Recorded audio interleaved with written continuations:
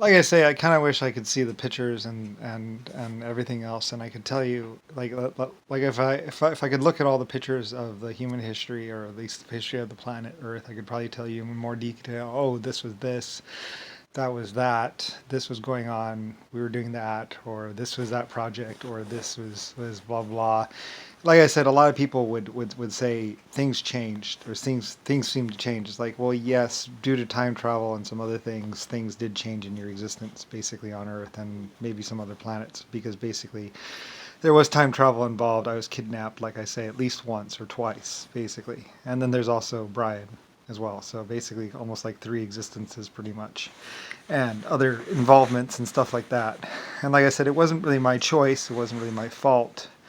And then, like I say, people were trying to take advantage of me as basically child Brian. And like I say, I made a decision to nuke Japan and basically do a show of force.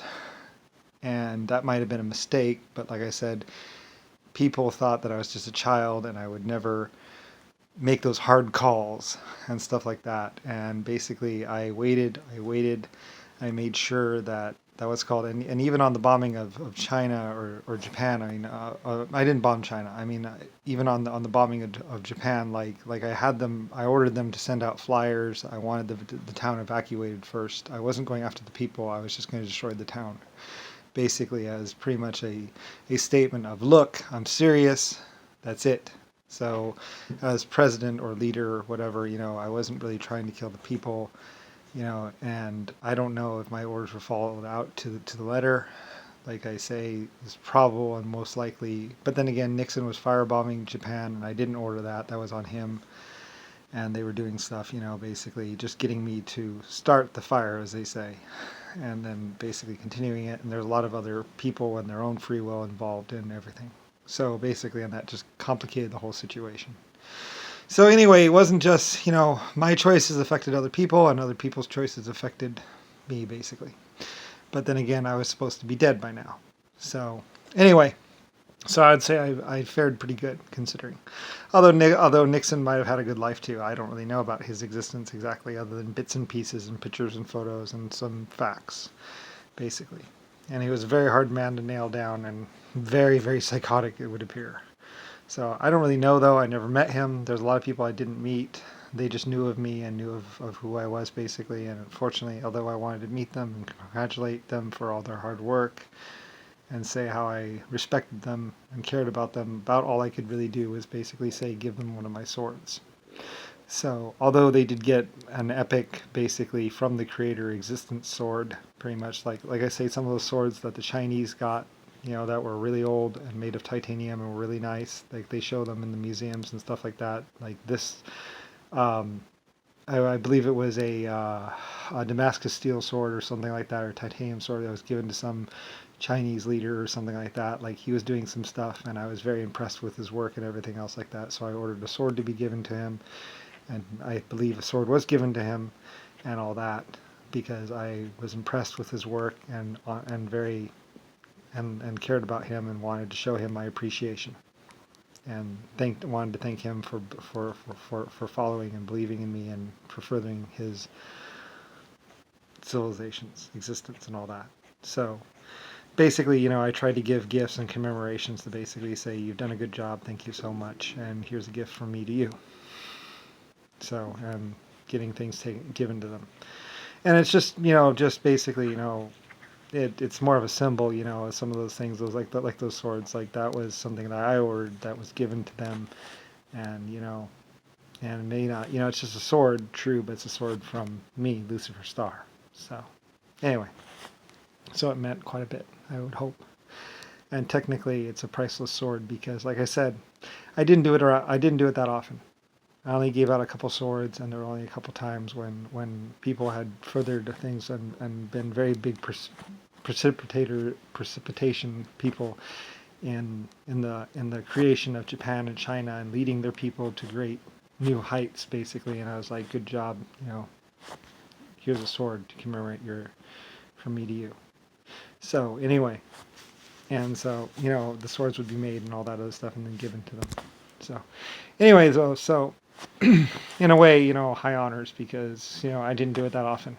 in 800 galaxies. And in everything else, like I only gave out a couple of these swords. So these swords are very much priceless because they are actually the ones that I gave. So anyway, and I don't know if the people ever saw the significance of it back then. But yeah. So anyway. And I'm making all these films or all these videos basically because no one's ever heard my story or my side of it.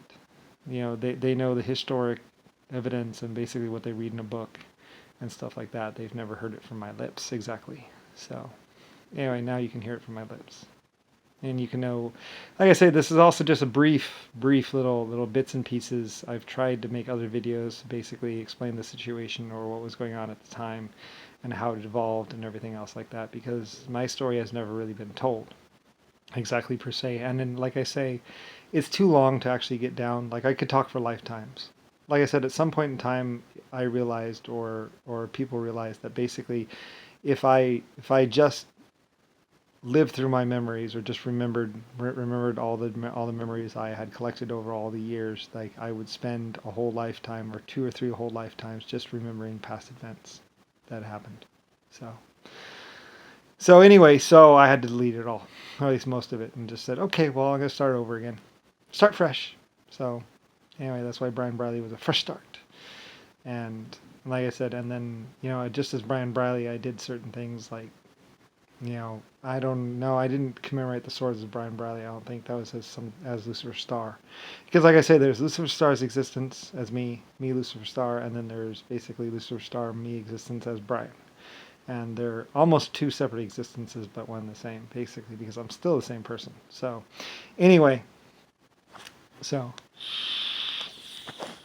and basically just being, you know, ancient 100 trillion year old creator, inventor, leader, living a normal life or semi-normal life. And that's where, like, a few things like the nuking of China and basically them wanting me to order the Chinese people or Japanese or Asian people in the US to be locked up, and I didn't really want to do it because, like, you know, they're my people now, you know, and maybe I'm wrong about nuking the people in China. And besides, I wanted them warned anyway. I didn't really want to nuke them. I don't go after the individual person. Like, I was just making a statement, you know, and I was wrong. It was basically Nixon or basically the U.S. government that was actually the problem. Like I said, they were doing a lot of very, very bad things that I didn't know about until later on. And then I very much found out about all the horrible things that Nixon was doing, and as well as the Republicans in Congress. So anyway, but they were putting up a good evidence or making it look really good that it wasn't them, that it was actually somebody else. So anyway, and at some point in time, Germany warned me, and China basically said that I was wrong. So pretty much I felt like, you know, those were 2 groups that had sworn their allegiance to me and followed me throughout the years. Absolutely. So, you know, and like I say, Germany I had questions about, but China, you know, China and the Asian people, like they, at times I would actually say to them, "You're too honest." They work too hard and they're too honest and too perfect. I was like, you know what? You're too perfect. You need to relax. Anyway, but like I said, I had huge respect for them. So anyway, so yeah, you know, it's been a long time and been an interesting existence for me and other people, I'm sure. But yeah, a lot of people would go, "Look that," and it's like, well, you're just some young kid.